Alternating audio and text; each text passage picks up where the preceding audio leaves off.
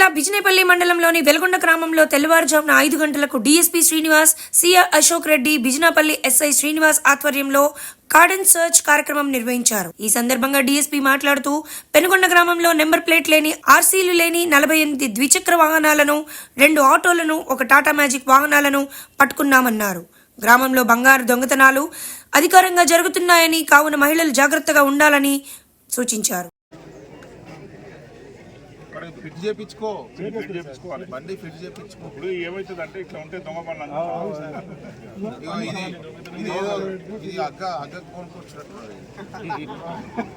Road మీద కూడా బండి చూపించుకోవాలంటే సో మనము డ్రంక్ అండ్ డ్రైవ్ అట్లాంటివి మన నెక్స్ట్ లోక్ అదాలత్ పెట్టుకుందాం December 13 కోసం.